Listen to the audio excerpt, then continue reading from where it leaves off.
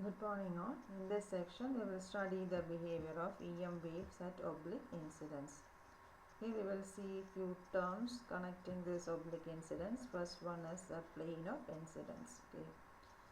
So plane of incidence means a plane containing the propagation of incident wave and unit normal vector to the boundary. So you know in a 3D coordinate system you are having three coordinates, that is x, y and z. Okay, suppose I am taking this as z, then I can write it as y and I can write it as x. Now one thing that you have to keep in mind is while marking the coordinates in your 3D coordinate system, this should be written in anti-clockwise direction. Okay, you can see here, this is x, then this is y, this is z. So it should be written in anti-clockwise direction. So if here you are writing it as x, then your y should be here, then your z should be here. So just keep in mind that the coordinates should be written in anti-clockwise direction. So now I am trying to explain this plane of incidence using an example. This is, I have taken three coordinates. This is my z, this is my x and this is my y. Okay. So you know these three axes are perpendicular to each other. Okay, these three axes are perpendicular to each other. And you also know that we can't draw these three coordinates on our board. We can only draw any two on our board, that is either xz or zy or yx. Okay. So here I have drawn the three coordinates in such a way that x and z can be drawn on the board and y cannot be drawn on the board because you can see that is x, z, y, both of them are perpendicular to each other, and you know that this y will be pointing outward with respect to the board. Okay, this y will be pointing outward with respect to the board, while we can draw only x and z on the board. So I can represent this in another way like this: z, x, then a circle and a dot and write y. From this what you have to understand is I am drawing only x and z on my board. Board means on our blackboard. Okay, x and z will be drawn on our blackboard and that y will be perpendicularly pointing outward with respect to that blackboard. So that is what you have to keep in mind when you see the symbol a circle and a dot. Okay, so in this particular example, what can you see on the board? You can see only x-axis and z-axis, and I will be drawing an electromagnetic wave such that the electromagnetic falls on this xz plane. Then I can say that xz plane is your plane of incidence. Okay. Another example, if I am drawing like this, x, y, z. This means I can draw x and y axis. I am explaining this one. Here I can draw x and y axis on our blackboard, but z I can't draw because z is pointing perpendicularly outward with respect to our blackboard. Actually that is the structure of x, y, z, but still we are drawing this x, y, z on our blackboard just for the purpose of our study. Okay, but ideally you have to keep in mind this is a 3D system and you can't draw this 3D system on our normal blackboard. So in this example I am drawing x and y on our blackboard and z will be pointing perpendicularly outward with respect to the blackboard. So instead of this straight line, I can simply draw a circle and a dot and represent Z, so that it means that Z is pointing perpendicularly outward with respect to the blackboard. In this case, I can draw an electromagnetic wave incident across the XY plane only, because what you can see is the XY plane on the blackboard. So I can draw only the electromagnetic wave in such a way that the electromagnetic wave is falling on your XY plane. That means in this case, XY plane is your plane of incidence. I hope the concept plane of incidence is clear to you. So there are two types of oblique incidence. One is parallel polarization and the second one is perpendicular polarization.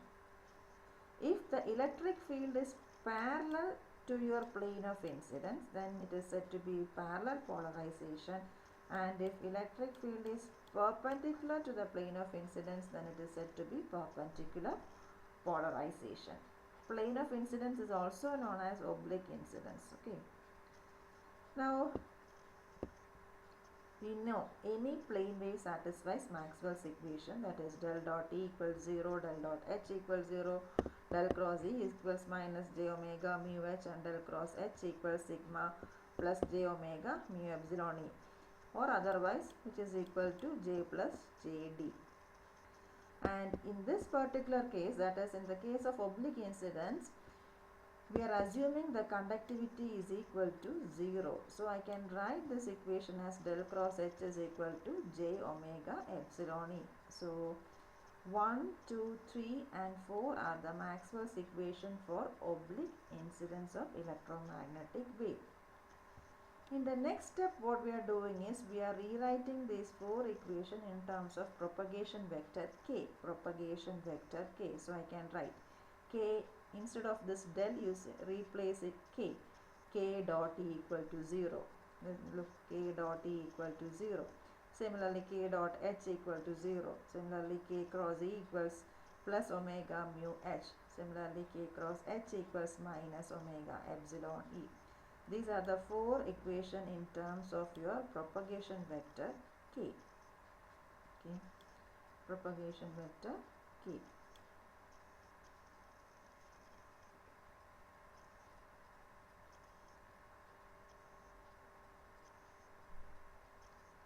So, now I have drawn a diagram with two medium 1, 2, and here I have drawn x, z on my board. On my board in the sense on our blackboard. And y is drawn in such a way that it is perpendicular to x and z, and also it is pointing outward with respect to your blackboard. That is why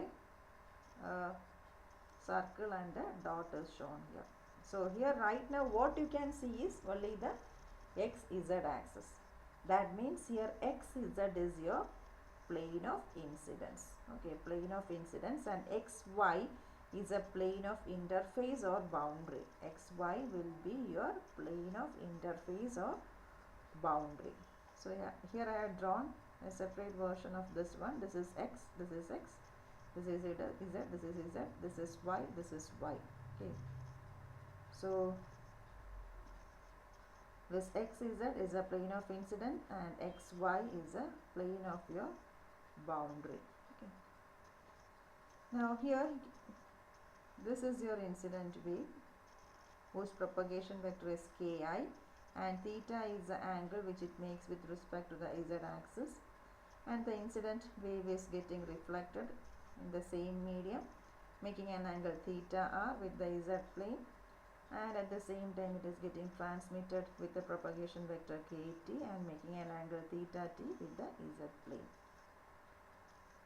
Now the electromagnetic wave is incident in this direction, so the propagation vector of incident wave is ki and it is along this direction. Now I am marking electric field along this direction. Then what will be the direction of my magnetic field? For that you have to use right hand thumb rule. So what you have to do is, please listen. you have to take the first three fingers of your right hand, that is thumb, pointing finger and middle finger, and keep three of them in perpendicular position. These three fingers should be perpendicular to each other. Then you place the thumb finger along the direction of your propagation vector Ki, then your pointing finger along the direction of Ei. Then you can see your middle finger will be pointing perpendicularly outward. That means that middle finger represents the direction of your magnetic field. So your magnetic field is pointing perpendicularly outward, which is represented as a circle and dot. Okay, so I have drawn Ki here, Ei here and H here. And next what I am doing is, this E is a vector quantity. I am going to resolve it into two components. So Ex I have drawn exactly parallel to this x-axis, and Ez I have drawn exactly parallel to the z-axis.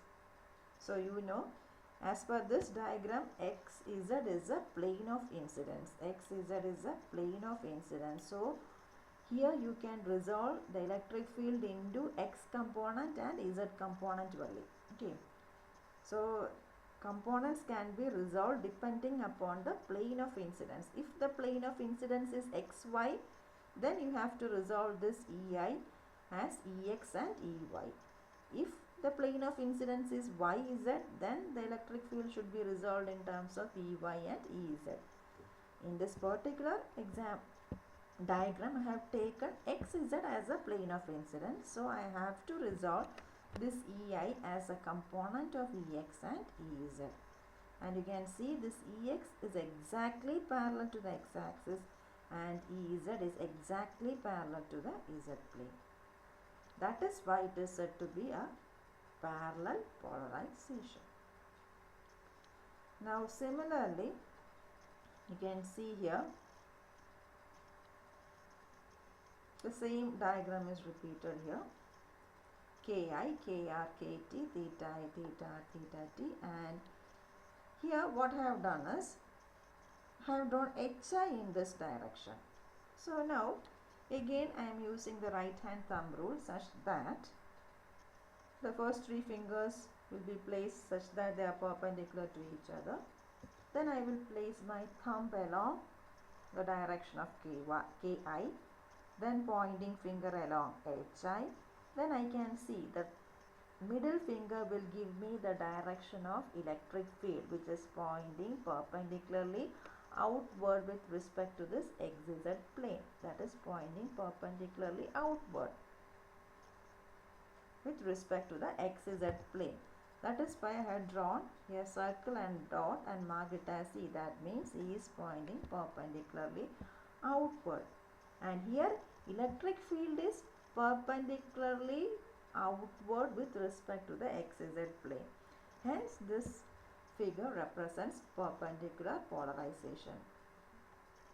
That is, polarization depends upon the direction of electric field, not the magnetic field. So here electric field is perpendicular with respect to your plane of incidence xz, and here the electric field is parallel to the plane of incidence xz. That is why this is parallel polarization and this is perpendicular polarization.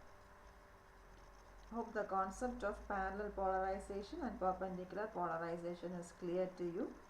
And that's all in this lecture. Thank you.